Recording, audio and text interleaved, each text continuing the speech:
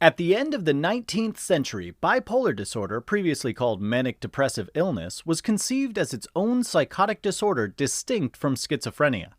It's characterized by a manic phase consisting of an expansive or irritable mood, hyperactivity, impulsivity, disinhibition, diminished need for sleep, racing thoughts, and sometimes even psychotic symptoms. Depression in bipolar patients is similar to symptoms of major depression, though mixed manic and depressive symptoms can also be seen. But why did we choose a ski resort? Maybe it's the polar setting. Or maybe the ups and downs of the moguls are kind of reminiscent of the manic and depressive episodes associated with bipolar disorder. Or maybe... I just thought of this right now. 2 ski poles, bipolar, wait for it, they stabilize you. Mood stabilizers. Yeah, that just happened. Alright, the first mood stabilizer to discuss is lithium. It will be embodied by this chairlift. Think lithium, liftium. Lithium can be used to treat acute manic events or prophylactically to prevent both mania and depression in bipolar patients. Just think of this chairlift taking a smooth course over the highs and lows of the terrain below. So, how does a small monovalent cation like lithium produce such potent mood-stabilizing effects? Lithium has been shown to inhibit signal transduction pathways, including the inositol triphosphate pathway and other protein kinase pathways. The anticonvulsant drugs that we'll encounter out here on the slopes may also exert their mood-stabilizing effects by modulating these signaling pathways. It's a little murky. But when the physicians started handing out lithium to bipolar patients in the 1950s, they really didn't know what was going on either. So, we'll just move on. Lithium has a very narrow therapeutic index, therefore it's important to monitor drug levels so they stay in the desired range. At the top of the chairlift, this narrow therapeutic window will be represented by this sign here announcing the narrow window of opportunity to get off the lift. It's easy though. First you just check for loose clothing and equipment, then you slide forward a bit in the chair, and you put your ski tap. Oh no!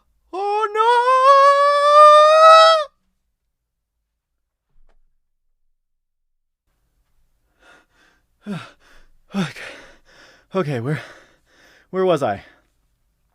Oh, right. There are many adverse effects associated with lithium treatment, and these reactions occur at varying times after treatment is started. Acute lithium toxicity begins with GI symptoms such as nausea, vomiting, and diarrhea, depicted by the first chairlift rider here, acutely facing his fear of heights as he tries to hold down his breakfast. Next on the chairlift, we'll depict chronic lithium toxicity, which leads to the development of neurologic symptoms. In fact, tremor is one of the most common adverse effects of lithium therapy, even at therapeutic doses. Just take a look at this other skier here who hasn't mastered the whole chairlift exit idea, and decides to stay on for another go-around. She reaches out a trembling or tremoring ski pole in a last-ditch effort. Maybe next time. Other neurologic side effects include confusion and ataxia, as represented here by her friend who also doesn't quite understand the physics of chairlift exiting and promptly loses his balance. So remember that narrow therapeutic window.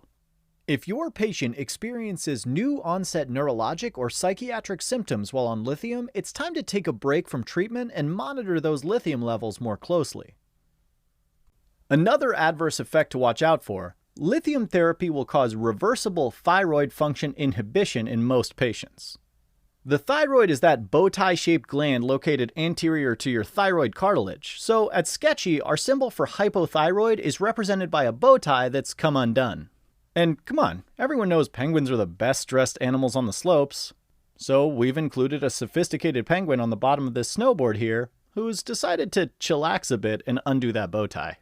Although symptomatic hypothyroidism is uncommon, keep certain symptoms in mind whenever you see one of your lithium therapy patients in clinic.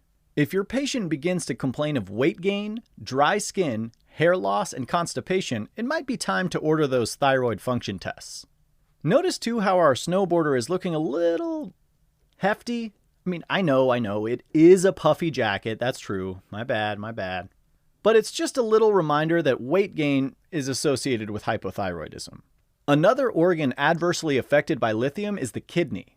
Let's say a patient with a history of bipolar disorder presents to clinic with a complaint of excessive thirst and frequent urination, including frequent nighttime voiding.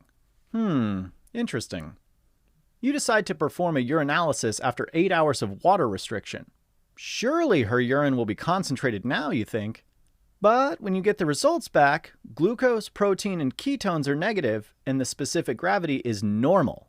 Well, it looks like your patient's kidneys are not reabsorbing free water to concentrate the urine, likely due to lithium-induced diabetes insipidus. So we've brought back our recurring sketchy symbol for DI, the insipidus flow of a polyuric fountain. Though this time it's frozen over for the winter. Lithium therapy reduces the ability of the kidneys to concentrate urine by antagonizing the action of ADH in the collecting tubules. Polydipsia and polyuria usually resolve with discontinuation of the drug, but permanent symptoms can develop after chronic use. Lithium is a small cation, remember, so it's not really metabolized. Instead, it's excreted almost entirely in the urine. So any drugs that affect GFR can affect lithium levels. Diuretics such as thiazides can reduce renal clearance of lithium by 25%, so doses may need to be reduced in these patients. Recall from our diuretics chapter featuring the nephron fun zone and water park that thiazides such as hydrochlorothiazide are symbolized by a young man's unsightly pasty thighs as he peeks over the edge of a high dive, immediately realizing that high diving is not the best choice of winter sport. Careful there, you missed the summer resort season, little pasty one. And it looks like there are quite a few chairlifts going by this time of year. Let this low clearance sign on that high dive remind you of the ability of diuretics like thiazides to lower the clearance of lithium. NSAIDs can also affect lithium elimination. These anti-inflammatory agents block the synthesis of prostaglandins in the kidney, thereby reducing GFR and restricting the clearance of lithium. Whenever a drug is known to reduce GFR and increase serum lithium levels, we'll include a bunch of raised lithium balloons in the sketch. Check out our NSAID and thiazide videos for more info. The last side effect of lithium therapy to know? You've got to remember that it's associated with fetal malformations. Our recurring sketchy symbol for teratogens is a tarantula. So we've included some tarantula-like tufts of yarn on top of these beanies worn by a mom and her daughter. And take an even closer look at these snowmen. Looks a little off, right? If you imagine the heads of the snowmen as the atria of the heart and the bodies of the snowmen as the ventricles, then that right head atrium is looking pretty large. This large right atrium should remind you of atrialized right ventricle associated with Epstein's anomaly, a cardiac anomaly that may be more common in lithium babies. Epstein's anomaly manifests as an atrial septal defect, an atrialized right ventricle, and a malformed tricuspid valve. Later in childhood, these patients will present with fatigue and avoidance of outside activity. Get an echo and you'll discover the anatomical defects along with some tricuspid regurg. Alright, let's wrap up this sketch with a quick overview of the other mood stabilizers used in bipolar disorder.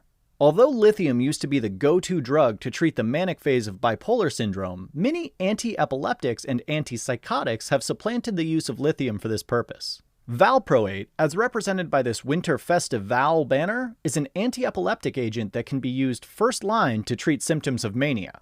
Valproate is also an effective maintenance therapy and can be combined with lithium if a patient doesn't respond to either agent alone.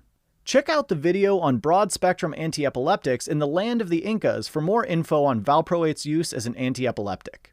Carbamazepine is another antiepileptic drug that can be effectively used to treat acute mania and as a prophylactic therapy. Carbamazepine is one of those classic narrow-spectrum antiepileptics, and its recurring symbol is a classic car, depicted here by this top-notch ice carver. Get it? It's like a car, but then he's carving the car. Check out the narrow-spectrum antiepileptic drugs at the 50s Drive-In for more info on its antiepileptic effects. Lamotrigine, another broad-spectrum antiepileptic drug, can also be used as maintenance therapy for bipolar disorder. Although it's ineffective at treating acute mania, it can prevent cycles of depression. Our recurring sketchy symbol for lamotrigine is a llama, naturally. Don't see the llama? Take a look at that kid's cute beanie. Now the matching fleece coats. Told you. Alright, it's time for our last class of drugs that have utility in the management of bipolar disorder. If you take a look up at the peak of the mountain, you'll see the sign for the ski resort, Ski Mania. Don't just ski, ski with delusions of grandeur. Ski Mania, brah! Buy a lift ticket today! Think of this elevated peak as the ultimate high, kind of like acute mania. Both first and second generation antipsychotics can effectively treat acute mania, which is why we've incorporated these two paintings from some typical and atypical psychotic painters into the sign. I don't know about you, but that halo in the starry night sky reminds me of haloperidol. Check out our antipsychotics video featuring the troubled Van Gogh and the eccentric Dali for more info on their use as antipsychotics. Alright, now it's getting chilly out here. Let's do a quick sum up. Lithium has a narrow therapeutic window. Watch out for GI symptoms acutely and neurologic symptoms more chronically. Lithium can also mess with your thyroid and your kidney and prevent you from concentrating your urine. That's diabetes insipidus, my friends. Lithium exposure to the fetus is associated with Epstein's anomaly, hence that atrialized right snowman. And remember, it's just a little positively charged ion, so it's just kind of filtered by the kidney, hence diuretics like thiazides, which can reduce GFR, may also reduce clearance of lithium. A few antiepileptics are useful for managing bipolar disorder as well, including that lamotrigine LAMA and the carbamazepine Ice Carver underneath the Valproate Festival banner. Severe acute manic symptoms? The antipsychotics may come in handy. Oh, it's the polar bear beanie. Bipolar. I get it now.